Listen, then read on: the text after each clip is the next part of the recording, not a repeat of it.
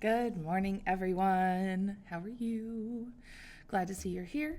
If you're watching this later on YouTube, glad to see you there too. Although, metaphorically, I guess. I don't know.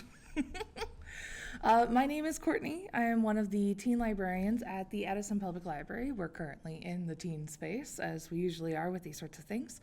I've got some shadows, or not shadows, reflections behind me that honestly make me a little bit nervous, but I think it'll be okay. It's simply that if I went too far that way, that window is too bright, and if I went too far that way, that window is too bright, and I just can't seem to win. But hey, welcome in. I am by myself today. That is because Rachel is on vacation, very, very well-deserved vacation, and everybody else is kind of busy. We're also starting a little bit later because I was helping a patron find a book, or trying to. It did not work out. But hey, we got that book on hold, and we are good to go. So, we're winning on this one. Today, I thought that I would run around our young adult department and pull out any of the books that we have on display. So we have two kinds of displays going on. We've got the ones that are on our big display cases. And we usually have two of those a month, and they rotate every month. And then we've got the ones that we call our in-shelf displays. So those are the displays that are sort of in the actual stacks of shelves. Those are smaller, and they rotate eventually, depending on the collection. So they're sort of tiny displays, usually 4 books or so, and the themes are a little bit snarkier or something. So if we somehow come up with a way where we can kind of connect those books together somehow, make it a little bit interesting, it's sort of a theme that's not big enough for 20 books per se, we can kind of make a micro display. And so when you're roaming around the building and kind of just exploring the different shelves and the different areas, you're going to find those tiny displays throughout the entire building. So I pulled books from across our young adult department and also into graphic novels and manga, and because they're right there, so why wouldn't I? And also because I made the in-shelf displays in that one and I wanted to brag. So we've got a big range from fiction, romance, sci-fi, horror, crime, all aboard. Let's dive into it, shall we?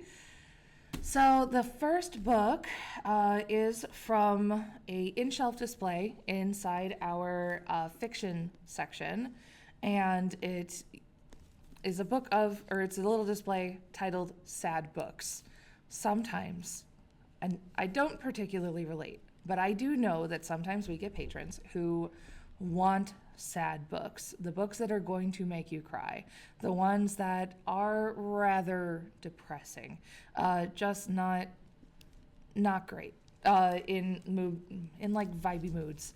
But hey, if that's what you want, sometimes we need a good cry, and that is totally valid. And if you like to be in that space, amazing for you. We have books for it.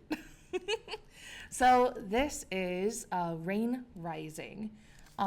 This is by Courtney. Really pretty cover. Also, I originally picked this up because it looked like it said Pain Rising, which, if it's a sad book, let's be honest. So let me tell you about the book. I'm just going to read the blurb for you here. Rain is keeping a big secret from everyone around her. She's sad. All the time. Rain struggles with her image and feels inferior to her best friend Nara, who is skinnier, lighter skinned, and has more money than she does.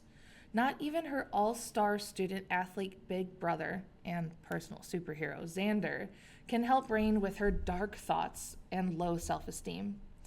When Xander becomes the victim of violence at a predominantly white university, Rain's life and mind takes a turn for the worst. But when her favorite teacher, Miss Walia, invites her to an after-school circle group, Rain finds the courage to help herself and her family to heal. Like the rain, she is both gentle and a force. finding the strength to rise again. So we've got some hope in this one too. It sounds like it deals with depression, which is absolutely a harsh thing to deal with. The pages, I was just flipping through, the pages are, there's a lot of rain motif in this. Also, the chapters are incredibly short, and I would say that this is also a verse novel, just flipping through, or sort of like verse adjacent.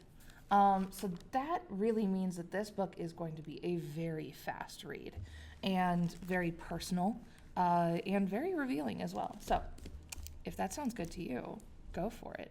It sounds like a really good insight into Rain's mind. Good for her. Okay, let's see. What else do we have? Oh, that's such a pretty cover. So this is from, ooh, cool. This is from one of our larger displays. The display is currently labeled Let's Solve a Mystery. Admittedly, the displays for our bigger displays are currently on our November displays, but that would be because, again, Rachel is on vacation and she's the one who switches those out. So, you know, that just means we get to enjoy some really great books for a little bit longer. So, haha. So, Let's Solve a Mystery. The River Has Teeth, which already is a phenomenal title on that one. The little teaser is one girl fueled by rage and another by magic. Woohoo! This is by Erica Waters, and so we've got an owl and a moth. That just looks like beautifully spooky. Like it's got some eeriness to it.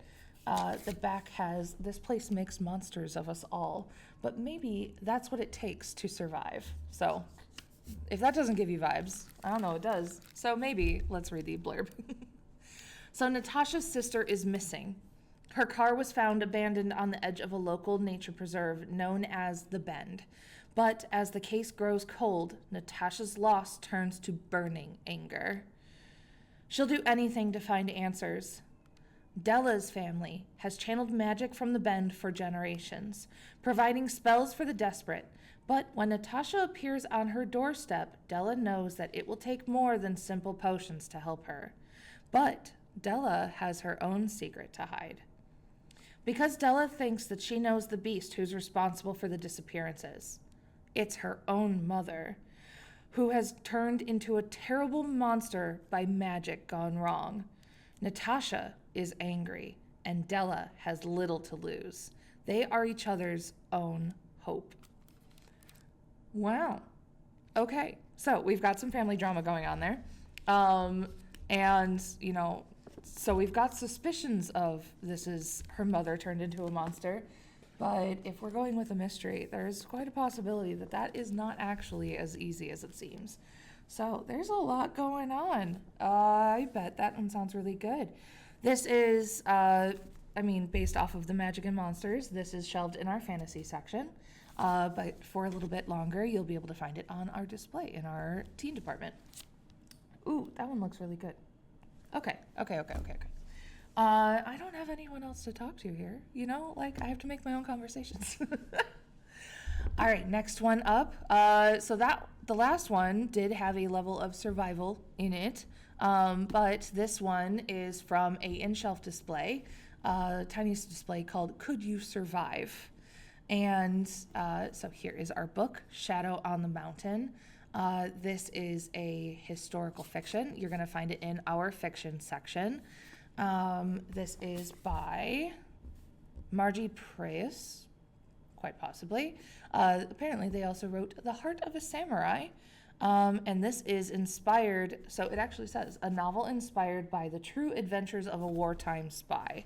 So right there, yeah, I mean, some of you're already sold. And frankly, now I'm keeping this in the back of my mind because I know several people who would really be interested in this.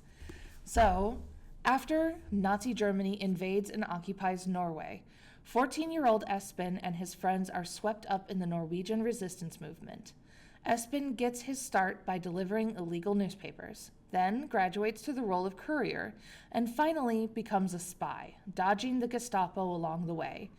During 5 years under the Nazi regime, Espen, his sister, and their parents live in fear of nighttime raids and arrests, and they begin to question the loyalties of the people around them. Espen gains and loses friends, falls in love, and makes one small mistake that threatens to catch up with him as he sets out to escape on skis over the mountains of Sweden. This is an award-winning author, Margie Preus, crafting a thrilling adventure based on the real-life experiences of a Norwegian spy during World War II. Ooh! There's so much going on here. Oh, ooh, that's really cool. So there's pictures as well in the back of this. So just flipping through, it's always really nice to flip through books. Ooh, that's a gorgeous little inside illustration. So we've got some illustrations to begin with, and you know, it kind of breaks up into like portions. I would go like sort of story arcs as well as historical moments. And oof, wow, okay. But what caught my attention is at the very back there are pictures, and so here is the actual people that it is based on, the family members, and you know, pictures from the Nazi occupation. There's the propaganda, and then we also have the actual man himself who was involved in that, as well as a picture of him with his wife and I think sister, and that was taken in 2011. So, I mean, okay, so he lives, clearly, which is great. A little bit of a spoiler there, but this is really cool. That's a really great one. I'm going to have to remember that one. I'm going to tell my mom about this one. She's very interested in, like, World War II. She's more interested in, like, the Holocaust and that sort of things. Not my personal favorite thing to be interested in, but that's just, like, everyone has the things that they are always interested in. I really like pirates, so I get really interested in pirates and history around piracy, as well as, like, European and British history and, like, that sorts of things. I like mythology a lot. Mom's personal interest is Holocaust, you know, like, it's just how it goes. So I'll have to remember to tell her about that one. All right, we are getting back into, well, we're still in fiction. This is another in-shelf display. I think this one's pretty great. The shelf display is called Cheesemate Time. So there is some drama, there is some tea, there is some cheesemate, and we are here to read about it in this book. Everyone wants to know, which is honestly like the definition of cheesemate. So this is by Kelly Loy Gilbert. So I am going to very strongly assume that is our main character. And there's like tons of like background pictures and things, so that there's probably a lot of family drama in this one. So yeah, on the back, just the very top thing, it says, everyone wants to know what's going on with the Lowe family. So let's find out why, shall we? The Lowe family sticks together. That's what Honor has been told her whole life, growing up in the glare of the public eye on Lo and Behold, a reality show about her, her 4 siblings, and their parents. The show's no longer on the air, but the Lowe family still lives in the spotlight as influencers with a podcast, a best-selling book, conferences, brand partnerships, and more.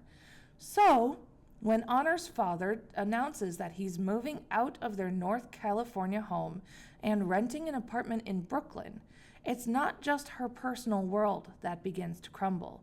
It's also the outside world's aspirational image of her family, on which their brand and livelihood depends. After a bruising betrayal by one of her best friends who leaks a private conversation to a gossip site, Honor closes herself off to everyone except her family and focuses on trying to figure out how to bring them back together. With her parents 3,000 miles apart and her siblings torn into factions, She feels that she's the only one who can untie their fractured clan, or unite, not untie. That is a very different thing. She thinks that she is the only one who can unite their fractured clan and help them all remember what's the most important, especially when tragedy strikes her older sister. Oh dear. But when guarded yet vulnerable Caden comes into her life, Honor begins, for the first time, to want something beyond the tight, low circle. As further revelations start to emerge about the people she thought she knew best in the world, Honor finds herself forced to choose between showing complete loyalty to her family's secrets and truly opening her heart to someone who sees the real her. Okay, we've got some plot points here. So, lots of stuff going on with family drama. We've got what sounds like a separation divorce storyline. There's some friendship betrayal lines on here too. We've got a little bit of a romance, a little bit of insecurities and just guarding. Lots of drama. So, if you like the drama ones, if you like all the gossipy stories, there you go. Give that one a try. Or, go and find the other books that are on that shelf display and also grab those, because they are also jam-packed with a lot of cheese. Lots of tea. Okay, so next book. This one is also from an in-shelf display. This one's actually in our romance section. So, romance section is probably about a year old, a little bit more or less, give or take some time frame. It used to just be in with all the other sections, but we realized romance is a really big genre, so we should pull it out, and we did. And it's a great collection, and it has its own displays, including time loops. So we have a current in-shelf display called Time Loops. So these are ones where it has tricky time things going on. There's one in there, I know that the boy finds the girl and but then she dies, and then he wakes up and it's the day over and over and over again, and fun times with that. What we have for this is For All Time. So this is by Shanna Miles, and as you know, romance ones, there's romance. So Tamar is a musician, a warrior, a survivor. Fayard. So Tamar is a musician, a warrior, a survivor. Fayard, he's a pioneer, a hustler, a hopeless romantic. Together, Tamar and Fayard have lived 1,000 lives, seen the world build itself up from nothing only to tear itself down again in civil war. They've even watched humanity take to the stars, but in each life, one thing remains the same: their lives, their love, and their fight to be together. One love story after another. The only issue is they never get to see how their story ends. Until now. When Tamar and Fayard finally discover what it will take to break the cycle, will they be able to make the sacrifice? Interesting. Okay.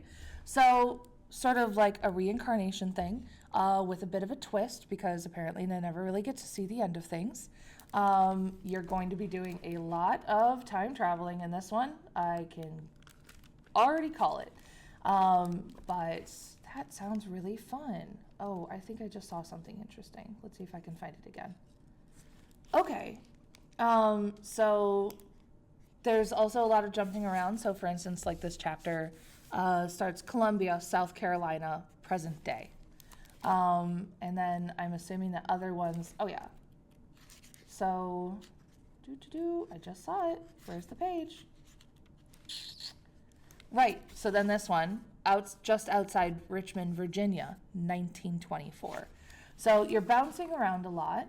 And it goes present day, past day, those sorts of things. But the story is going to be cohesive. I know that this one has been, Rachel read this one, and I do think that she liked it. We definitely did consider it for several things, particularly our summer reading option, but we decided to go with a different one that I am also very excited about, that you'll find out about closer to summer, which is half a year away. But believe it or not, we have already picked the books that we are going to be doing for summer reading this year. And I'm so excited for them. I cannot wait to tell you all about those books. It's going to be a grand time. Another time thing, but in a different way. So this, we are flipping over. So all of the books that we have gone through so far are in our fiction and romance sections, which are actually behind this wall right here. So we are actually going to pop over to the other side of the teen department to our crime and horror section. And this is, let's do this one instead. All right, forget the thing about time. It's irrelevant. We're going to stick with summer reading because this is, I pulled a book from our Slash and Terrify in shelf display. And this is a book that we actually had as summer reading book last year, and it is Flight 171. So I have book talked this book a lot, so I could just book talk it for you. Well, you know, yeah, I'll just read the thingy. So Devon Marsh is haunted by secrets, like the identity of the person who killed his twin sister Emily in a hit-and-run accident last Halloween, which Devon has vowed to uncover, like the things Devon said to Emily just before she died. Devon is determined to start fresh when she boards a 4-hour flight along with her classmates for their senior class ski trip, but she never could have guessed that her secrets will surface in the most terrifying way when a supernatural creature hijacks their flight and gives the students a deadly ultimatum. Choose one among them to sacrifice before the end of the flight, or the plane will crash. As the clock ticks down, the creature slowly unearths the passengers' deepest and darkest secrets and reveals that one of the teens on the plane is responsible for Emily's death.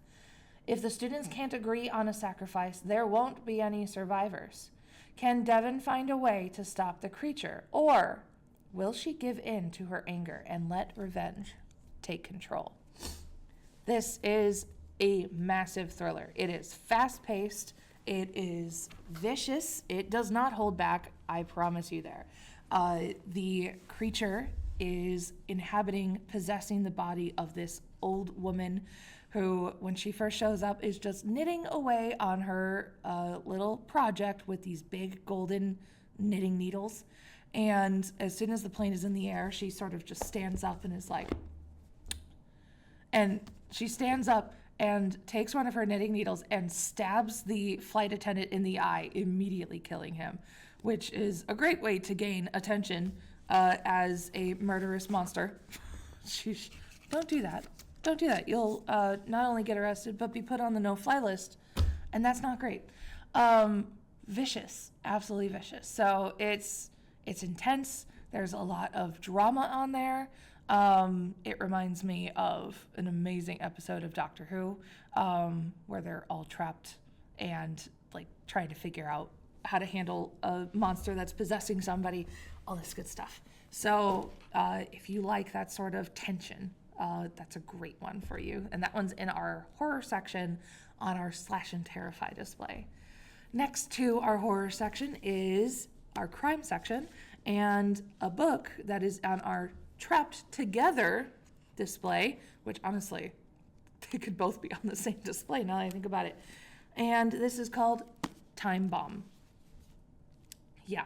I would also say that if you are triggered by like school shootings and school-involved crimes and like violence, probably stay away from this one. So this is 6 students, 1 school, and time is running out. A congressman's daughter who is sick of her perfect image, a star quarterback with something to hide, a guy who is tired of his summer crush ignoring his calls, a clarinet player who's done trying to fit in or trying it all, and an orphaned rebel who wants to teach someone a lesson, and a guy who wants people to see him, not his religion. Diana, Frankie, Tad, Cass, Z, and Rashid couldn't be more different, but before the morning is over, all 6 have one thing in common. They're trapped in a school that's been rocked by a bombing. When they hear on the radio that the bomber is still inside, they must decide whether they will turn on one another or work together to get out alive. Told from multiple perspectives, this emotional thriller from the author of the heart-pounding Testing trilogy keeps you guessing until the final pages. Who is the real culprit? And what sparked the time bomb that has just been waiting to go off? So this is, there's the author.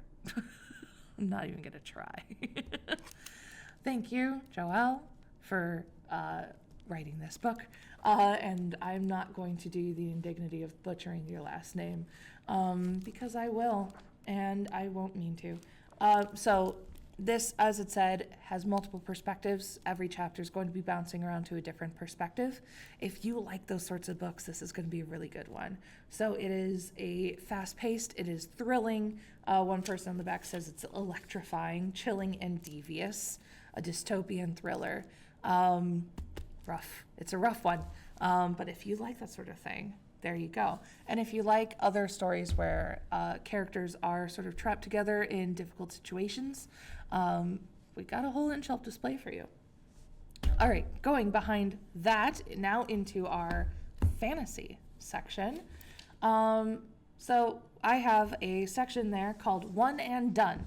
So that means, like, I think a lot of times people will kind of stay away from fantasy because they don't want to get sucked into like a 30-book series, which is absolutely fair. Or they don't even want to commit to like a duet or a trilogy or whatnot. So one and dones, also known as standalone books. So these are books that do not have sequels. So you read it and you have completed the story. Huzzah for you. So here is Starlings. Really pretty. This could also go on eventually. Sometimes we like to put displays of people with flowers in their mouths because for some reason that's a trend. This could actually be on it. So this is by Amanda Linsmeyer. Really pretty. So like, see the feathers on there? I like those colors, which, I mean, it's kind of in my hair. So hey, I can tell why. All right, let's see what this one's about, because I also don't know. Again, this is from our fantasy section. So Kit's father always told her he had no family, but his sudden death revealed the truth. Now Kit has a grandmother she never knew she had, Agatha Starling, and an invitation to visit her father's hometown, Rosemont. It is probably not Rosemont, Illinois. Probably not. And Rosemont is Rosemont is picture perfect. Apparently, I'm done reading. Rosemont is picture perfect. The famed eternal roses bloom all year. Downtown is straight out of the 1950s. There's even a cute guy to show Kit around. The longer Kit's there, though, the stranger it all feels. The Starling family is revered, but there's something off about how the Starling women seem to be at the center of all the town's important history. And as welcoming as the locals are, Kit can't shake the feeling that everyone is hiding something from her. Agatha is so happy to finally meet her only granddaughter, and the town is truly charming. But Kit can't help wondering if everything is so great in Rosemont, why did her father leave? And why does it seem like he never wanted her to find it? So we've got some mystery in here. This one definitely buries the lead. I mean, it's fantasy, so there has to be some level of fantasy in here. I am quite curious myself. I mean, obviously there is a possibility that it is misshelved, but I doubt that. Specifically with this cover, I highly doubt that one. Oh, we've got a starling, a bird. So a starling is a kind of bird trapped in some thorns and roses. So there's probably some level of that going on there too. I've got the name of the displays up so I can put the books back later. That's what that's for. If you've spotted a few. Ooh, here's another clue. There's a paw print on her earring. She only seems to have one of those. Interesting. Do we have some like werewolfy, monstery kind of action going on here? Maybe like a Beauty and the Beast type of a thing? We'll have to see. Or you'll have to see if you read it. I don't know. All right, now, next shelf over, we go into our science fiction. And this in-shelf display is Reading at the End of the World. So we've got books that are sort of set on apocalyptic lines. And this one is All That's Left in the World. This is by Eric Brown. And it definitely looks like we're having a water crisis for sure. Let's see what else this one's all about. When Andrew stumbles upon Jamie's home, he's injured, starved, and has nothing left to lose. A deadly pathogen has killed off most of the world's population, including everyone both boys has ever loved. And if this new world has taught them anything, it's to be scared of what other desperate people will do. So, why does it seem so easy for them to trust each other? After danger breaches their shelter, they flee south in search of civilization. But something isn't adding up about Andrew's story, and it could cost them everything. And Jamie has a secret too. He's starting to feel something more than their friendship for Andrew, adding another layer of fear and confusion to an already tumultuous journey. The road ahead them is long, and to survive, they'll have to shed their secrets, face the consequences of their actions, and find the courage to fight for their future that they desire together. Only one thing feels certain. All that's left in their world is the undeniable pull that they have to each other. So we've got some romance here. You know, can't go very far and you find yourself with some romance. Which, if you're like, I can't stand romance, please give me a book with no romance. I didn't pull any, but we do have an in-shelf book display of no romance fantasy. So, which seems impossible, I know, because it seems that all the fantasy is also just romance. But we've got a display for it. So, hey, you're welcome.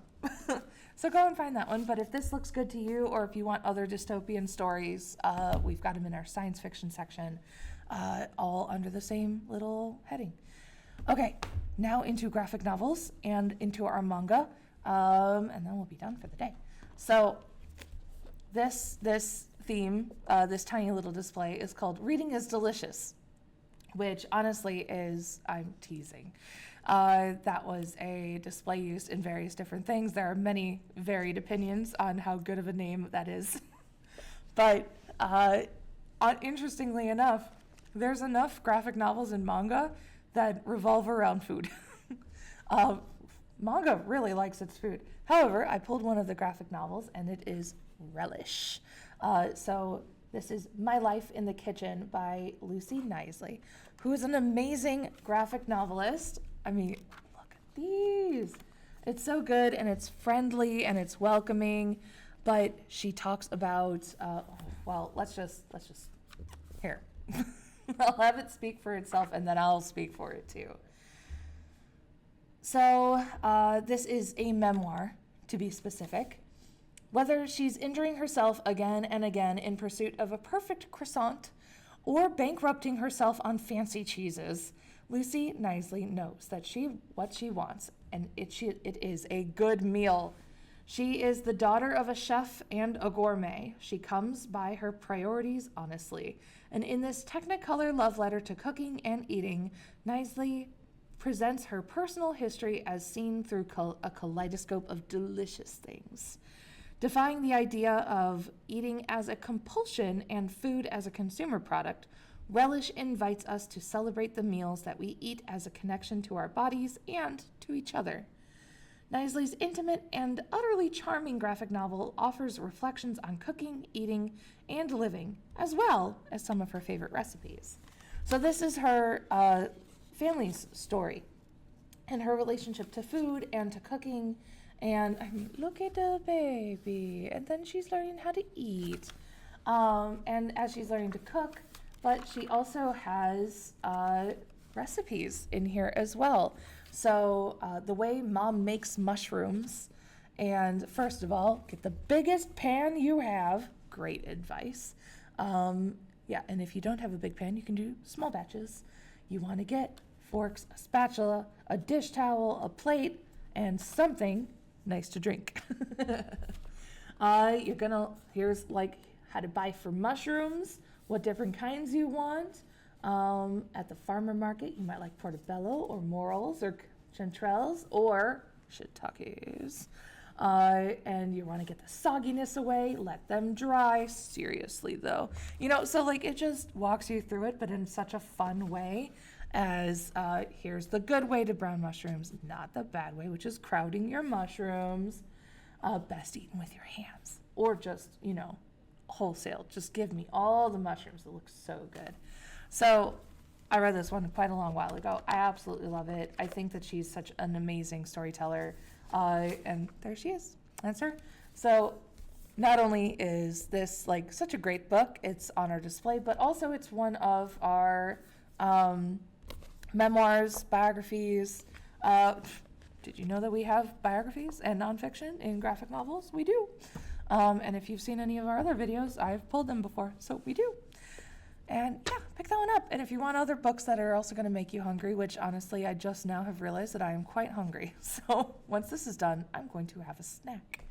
But that's kind of part of the book buffet thing. I hope you're also having a snack. All right, last book. And this is from it's a display in our manga section called They Don't Even Go Here. Because I'm a millennial nerd. And, any day that I can quote Mean Girls is a good day. So this is a display of manga where the characters it's school-based, or like situational friends and sort of thing, but the main character comes from somewhere different. So like for example, Silver Spoon, which I think is so good, and it needs more eyes on it. It's so good.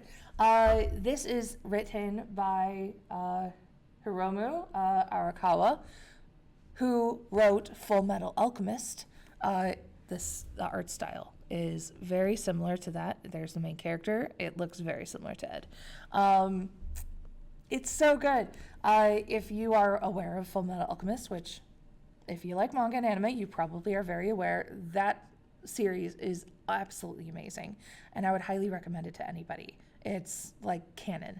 And that masterful storytelling really sits through with this too, but in a completely different way. Full Metal Alchemist is fantasy with like some sci-fi stuff, and there's like a lot of drama with that one. This is slice of life, which is a very different vibe. So this is about... what is his name? Hachiken. Okay, so Hachiken, which I think does shorten to Hachi. So here's Hachi. Whoop, there we go. Going backwards here. So here's Hachi. So Hachi is a city boy. He grew up in the city, and he went to school and, was a great student there. However, when it came to selecting what high school that he wanted to go to, he decided to go to an agricultural high school far away from the city. And it's just everything he never knew before. Now, he has his own reasons for doing so. Like why would somebody who was excelling academically suddenly want to learn about agriculture and become a farmer and that sort of thing?